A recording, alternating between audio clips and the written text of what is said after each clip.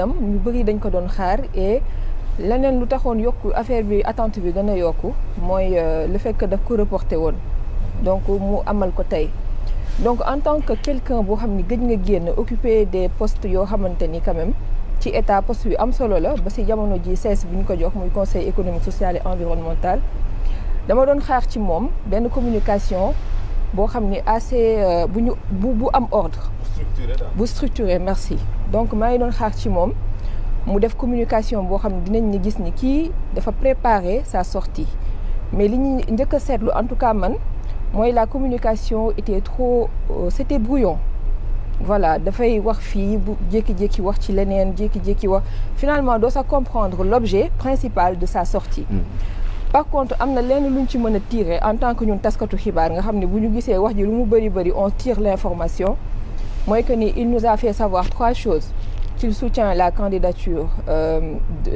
de Sonko. Il a lui aussi déclaré sa candidature même si c'était indirectement. Récusé na également la candidature du président Macky Sall. Donc ñett yooyu sortir na quand même de cette conférence de presse même si que j'insiste sur le fait que ça a été très brouillon. Donc l'autre chose mooy que ne côté humour bi c'est vrai que c'est bien parfois nga xaw a détendre l'atmosphère mais si c'est trop ça devient quand même un peu mal placé je trouve te kaf yi dafa bëri woon reetaan bi et tout je voyais aujourd'hui benn Idi boo xamante ne daal dafa ñëwee benn posture man personnellement qui ne m'a pas trop satisfait. Mais qu'est-ce que tu as ressenti quand Idi a dit pour que président Macky Sall valide bàyyi Sonko mu nekk candidat c'est comme si est-ce que t'as pas senti est-ce que c'est le président qui choisit qui va être candidat ou pas? Mais foofu lu ñuy wax c'est-à-dire il a dit tout haut ce que tout le monde pense tout bas wala dit tout bas bu ñu nee Idi moo génn wax loolu man personnellement je suis pas surprise ci côté le fait que muy wax ak Macky à peu près di ko attaquer ci benn fànn bi mais daal lu ñu mën a gis parce que si on essaie d'analyser un peu sa sortie peut-être loolu ngay njëkk a seen benn Idi boo xamante ni voilà ñëw na comme si dafa bëgg détendre l'atmosphère ba nga xam ne affaire yi dafa mujjee sax c'était un peu gênant je trouve parce que c'était de trop. L'autre chose mooy que ni sànq je pense que Zator mi ngi ko doon wax le fait que aujourd'hui on voit un Idi bu ñëw di attaquer un peu on peut dire la gestion du président ou di wax waxu transparence loolu waruñu ko jéem a dugal ci boppu sénégalais yi pour plusieurs raisons c'est pas parce que da nga nar a génn wala da nga nar a poser sa candidature que tu dois dire que ni forcément tu dois attaquer à la gestion de ki nga xam ne yéen a def seen deal ba toog parce que quoi que l'on puisse dire koo xamante ni la li ñu ko digoon defu ko mu génn wala li mu bëggoon gisu ko mu génn mais ci benn moment boo xamante ni le contexte là bu génnee wax rek dinañ xam ne dafa am lu mu bëgg feneen moo tax et ça va pas être quelque chose de facile pour les Sénégalais ñu avaler boobu les pilules parce que ça va être trop naïf de leur part donc moi je trouve que Idi mënoon na xool neneen nu mu ci génnee lu dul jël président Macky Sall attaquer sa gestion parler de nos transparences yu demee noonu et de l'autre côté aduler Sonko bon je peux dire pour pouvoir s'en sortir parce que am na image bu mu njëkkoon wane mooy le fait qu'il a toujours été opposant du régime de Macky Sall mu ñëw ba 2019 ñu jox ko poste boobu lañ gëj a déggati Idi wax donc là je trouve que foofu moom bu yaakaaree ni Sénégalais en tout cas naïf nañ à ce point surtout ci contexte yi vraiment genre boobu noonu je pense que. da nga jàpp ne les élections yi di dëgmal moo tax mu génn pour wane positionnement pour s'en sortir. Il est parti 3 fois aux élections hein. Ouais, seulement pour les élections. Lecture boobu mën nañ ko ci def aussi. Ouais, ça c'est vrai. L'autre chose peut-être pour terminer. bu may analyser mooy réew mi sans c'est-à-dire réew mi seul. réew mi sans Benno Bokk Yaakaar. et réew mi sans ces responsables classiques lu ci mel ni ay docteur Abdourahmane Diouf Déthié Fall am na Diatara sax xam naa ne mi ngi fi ba tey il s'en est fallu de peu. voilà Badara Gadiaga et Tahirou en fait réew mi dafa amoon des gens yoo xamante ni vraiment ñoom ñoo sampoon réew mi parce que ne serait-ce que seen xam-xam ak lu ñu mënoon apporter leur leader di Idi est-ce que ce réew mi là va tenir sans ces gens-là wala réew mi day nekk benn parti boo xamante ni peut-être futur allié de Yewwi Askan Wi wala de l'opposition je sais pas pour jàppale benn candidat mais ce poids-là doit être posé à nouveau comme débat donc sur la table. Merci Astou pour cette pertinente analyse. Vu sur cet angle, c'est un peu flou. Mburoog soow bi mu dina nekk mburoog kaani à Zator. Xam nga maa ngi doon xaar Gorodia mais ba léegi gisuma Gorodia kuy Gorodia après di nga si ñëw ci kanam. Eva, tu as regardé la déclaration de Idy? Oui, j'ai regardé. Moi, j'ai appelé ça le show de Idy parce qu'aujourd'hui, c'était vraiment... C'était du stand-up à la américaine. Xam nga man ne aw ma niveau journalisme dama koy xoolee comme le Sénégalais lambda bi toog këram. Waaw. Instant bi man je vais dire que dafa génn pour préparer Sénégalais yi ci seen bopp que mi ngi waaj.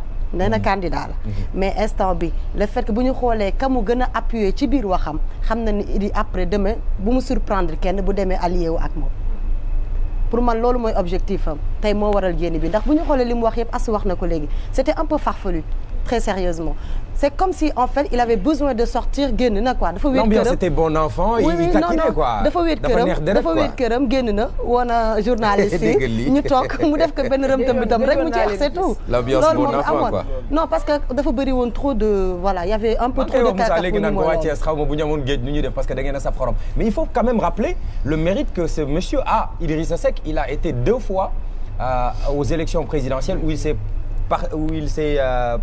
porté candidat. Il a été 2 fois deuxième à la présidentielle au Sénégal. Deuxième en 2019 rek. Deuxième en 2019. àdduna de jamono day dox. 2007. jamono day dox te buy dox da ngay dox ànd ak moom. dafa changé 2007 moo nekkoon deuxième. Mais 2012 il était vraiment loin derrière quoi les Macky Sall et consorts foofu la raw gàddu gi dikkee parce que dafa bàyyi ba élection yi di waaj a am xaw ma maam Abdoulaye Wade man comprendre ma Moussa. waaw noo jàngatee këf ki. waaw man de wax dëgg yàlla bi ñu njëkkee wax ni Idy day wax foofu doon naa xaar kàddu gu gàtt maanaam court concis et clair tey xëy na wax nga show ndax gudd na ci discours. 3 heures de temps. gudd na ci kuñ doon xaar ak waxtaan wi aussi Astou jot na ko junj sànq. fenn fu ci nekk laale nañ ko fa waaye dafa am loo xamante ni dafa baax ci kilifa moom la ñuy wax constance parce que logique pour logique bu nit di dem dañu war a gis constance ci li nga xamante ni noonu ngay doxalee ak démarche bi nga xamante ni moom ngay am. Quand tu rejoins Zator sur le fait que la constance devrait avoir lieu. waaw parce que tey gis nga yemul ci politique rek un leader moom moo war a incarner loolu ci boppam. te moo la boo xamante ni moom la leader Idy bëgg na ko trop ndax bul fàtte ni tey Abdoulaye Wade mi nga xamante ni moom la doon waxal ci wax ji pour man nag ci parti boobu noonu ak Abdoulaye Wade mënoon naa ñàkk. loolu c'est mon avis personnel. ndax Abdoulaye Wade am na lu mu ameel njukkal réew mi am na lu mu liggéeyal réew mi am na fu mu toll waaye kilifa la teet mën nañ ko ñaanal ak tawféex mu yàgg lool. kàddu yooyu pour peut-être ak fàttali bi ak yenn ci propos yi pour man xëy na loolu mënoon naa ñàkk waaye dafa am koo xamante ni ci biir man li ma gis ci jeu bi nga xamante ni moom la Idy teg muy schéma bi tey. il a éliminé tout le monde et que ñëw ci kanamu Sénégalais yi ni leen man rek maa fi ne. il dit que Macky Sall ne peut pas participer. wax na ko bi muy lim conseil constitutionnel ñan la war a nangu. waaw ensuite il a utilisé 2 verbes. Je souhaite et je soutiens la candidature de Ousmane Sonko. Mais dafa am condition bu nekk ci suuf si et seulement si li mu war a lijjanti avec la justice conditionnalité yooyu génn ci. Et il a pressé le pas embrayé ñun ñi ngi jëm ci interjection appel Idy dem na ba ci cassation pour wax ni bu ñu génnee ci appel bii. foog nga jaaraat ba ci cassation bi ba xam dinañu casser wala déet Cour suprême pour mën a wéral définitivement décision bi nga xamante ni justice jël na ko ak Ousmane Sonko. kon bëre boobu pour wan la ni la doonul loo xamante ni ci lii rek la yem maanaam génnaat na ba ci ni bu appel bi pare mën nañoo topp cassation ak leneen ak leneen ak leneen. kon mbirum Ousmane Sonko ba tey leerul ci ni dana dem wala du dem parce que condition boobu di ko wane mooy dëgg na fa tànkam. Ensuite ci biir wax jet mu xamle ni il n'est pas d'avis avec l'amnistie te amnistie bi xam nañ ni buñ koy wax jamono ji les faits yi ñu enrôlé ci Karim ak ki nga xamante ni moom moo di Khalifa Sall donc ñaar ñooñu ak ni mu leen waxee ak ni mu waxee ni Karim son comportement temps yi Idi nekkee kilifa mu forcé dugg ci bureau ak lim ko wax am na lu mu tekki ni kii maanaam bu yaroo tamit am na lu des wala leneen ak leneen ak leneen donc foofu aussi ñaar ñooñu bu mu leen éliminer ni Macky Sall mënta dem dellu siwaat sur un bilan immatériel bi nga xamante ni moom la ñëpp di wax ni loolu ñi ngi koy jooyandi te bu ñu sañoon mu xaw a tane il a utilisé le mot amélioré ni war nañ ko améliorer mu jëm ci indépendance de la justice ak fi réew mi toll boo bëggee wax ak koo xamante ni sa allié la wala yéen a bokk Benno Bokk Yaakaar nga indi ko ci loolu ñëw ci leneen lu nit ñi di bañ a tudd ndax dévolution monarchique bi ñu koy tudd ci au temps de Abdoulaye Wade ak Karim Wade tey boo bëggee ni la famille du président ñi ngi ci biir gestion bi ak li ñuy dégg par rapport ak rapport yeeg scandale yi donc là vous mettez mal à l'aise le président donc circonstance yooyu yëpp nag boo ko jàngatee ba ci biiri wax sax mu ni ci li ma bëgg a sumb ci biiri waxtaan bu dee dàq ñu ma ndaxte booba yaa ngi wax yaa ngi calculer léegi nag fi ngay jàppee ni réeroo bi amaat na ci wax ji mooy laaj nañ ko ni ko pataaral ji war ak président foofu noonu rek ngay xamee ni président nag loo ko mën a waxal ci côté boobu xamal ni ndaanaan la ndax gars yi bari nañ ñu ko wër loolu mais ñi xam liy dox ci boppam jafe nañu trop. nee na moom moo ko xelal. waaw foofu laa jëm mais boo ko xelalee loolu ni ko na ni pataaral nit di nga ànd ak moom xam fi mu jëm ba pare war a doon mbër mi nga xamante ni comme ni ko gars yi waxee sànq moom ngay samp ndëndëm ci kanamam ndaxte lii nga xamante ni moom la président toog ni pataaral bu wéyee ba ca kanam ni Idi doxalee arrangé wu ko ndax lan du ko arrangé parce que bu toogoon ba yenn ci jamono yi cëppaandaw gi jot mu ni leen man mii kat gars yi taxaw nañu appareil bi yëpp nee nañ ma yaa fi sës da ngay présenté wu mu doon un candidat de fait mais boobaa Idi mi toogoon ci wetam te ñuy wax naan dil am na te waxul nu muy def boobaa dina yeex ci moom wala du yeex ci moom léegi ki nga ni moom nga conseillé ni ko bul wax neel pataaral patt jooju yow daf laa arrangé da ngaa xam lu nit ñi xamul wala déet kon am na lenn loo xamante ni mi ngi ci suuf lañ waxul loolu lépp nag di tekki ni génn gi am na waaye man boog ni ma ko doon xaaree ca bu njëkk ba la woon bi ñu ko njëkkee wax ni da koy def janook askan wi far ñu reporté ko mais tey moom xëy na dafa mel ni namanteku te namantewu la xamu nuñ koy xetee mais man pour côté show bi moi je pense que Idi il est intelligent il sait que président Macky Sall buy wax ak nit ñi day ñëw wax bu gàtt carré structuré dem Sonko buy def live toutes les personnes sont là mu tànn ay points yoo xam ne il parle avec sérieux pare wax li muy wax dem Idi mu ne xaaral ma ñëw je vais détendre un peu l'atmosphère neextaan waxtaan xoola pas pour être ridicule excusez-moi du terme si je dois le dire comme ça mais man pour man day neex deret day wane ne man dama nitu jàmm laa damaa neex deret moo tax mu ne alkaati yi suñ ma kiyee damay forcé ma demee ba ci ñu sol waa bip yi buñ mën a dëppal ma ne waaw mais c'est pas normal mais ma dëpp ça fait rire mais tu te dis est-ce qu'il n'est pas en train de faire un coucou à d'autres personnes pour avoir leur électorat ñi ñu ne kii ku baax la kii ku ko jox réew mi. Votre public à vous. Non, les immatures. Donc je rappelle que toutes les personnes qui sont en train de nous regarder, ils ont la possibilité de donner leur opinion. tey maa fi nekkal Habib MVP ak Khadija Patra Ousmane Diop nee na léegi mburoog kaani la Lamine Faye mu ne en croyant être plus intelligent que tout le monde, on devient fou. Idi est un homme du passé. Wade est au Panthéon alors que Idi est dans la boue de la paix. La volonté divine. baal leen ma ci liir gi dama doon liiraale. Donc si vous avez votre opinion sur la question de la déclaration de Idrissa Seck, sa candidature, l'affaire Ousmane Sonko, bon bref, il a parlé de beaucoup de choses, on ne peut pas vraiment en parler dans cette émission. Ceddo balaa ñu jàllat ci beneen élément bi. waaw Pape xam nga li ma ci wax sax mën naa bañ a bari ndax d'abord nga xam ne nit nekkul lu figé, nit dafay changer. Nit à la seconde day changer. Nit noonu la ko yàlla bindee. bu tuddee yàlla day changer bu waxee lu baax day changer nangam j'ai souffert nag parce que j'ai pris la peine quand même de l'écouter parce que bëgguma wax ci lu ma xamul mais Idi m'a saigné le cœur quand même bi ma déggee muy wax ci Ablaye Wade. Franchement. baal ma laaj la de damay dégg ñu naan yow Idrissa Seck ngay faral. Je l'ai soutenu en 2019. J'ai voté pour lui. Le lendemain de l'élection, cette histoire-là était derrière moi. Moi, je peux pas avoir un leader politique. Man am naa leader ba pare kii ma sol mbubbam mooy sama leader tey ak ëllëg te doy na ma. waaw kay loolu donc loolu ça aura le mérite d'être clair. non ça Idi Seck d'ailleurs musuma ko teg bët musuma ko gis du tout de toute ma vie musuma ko gis. alhamdulilah alors. voilà je ne suis ni Idi ni ma Samba ni ma Demba. lan moo la séduiroon ci moom. dara séduiruma ci moom dama ko yërëmoon. waa Sénégalais dañuy voter par compassion. dafa jébbalu ci sëñ Touba. ah.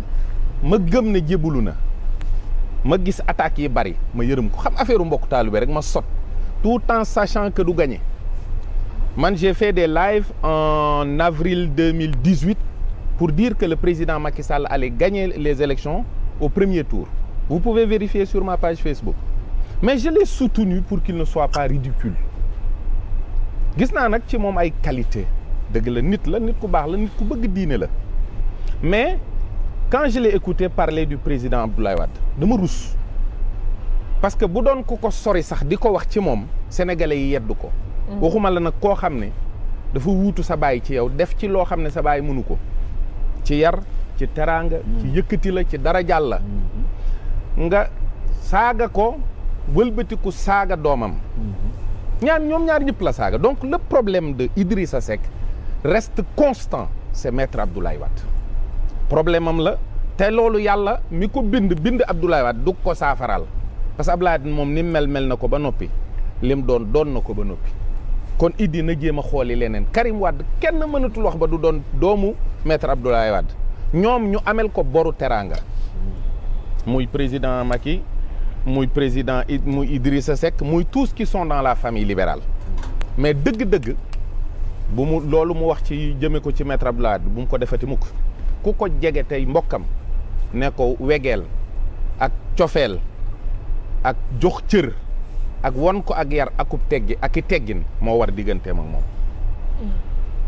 Pour quelqu'un qui parle d'une affaire aussi sérieuse qu'une candidature à l'élection présidentielle. Je pense que même moom sax gëmul ne bu nekkee candidat dina am njariñ. wax dëgg yàlla. On est sérieux quand même, on parle de la gestion des affaires de l'État et au plus haut niveau. Mais j'ai pas vu un candidat sérieux d'abord.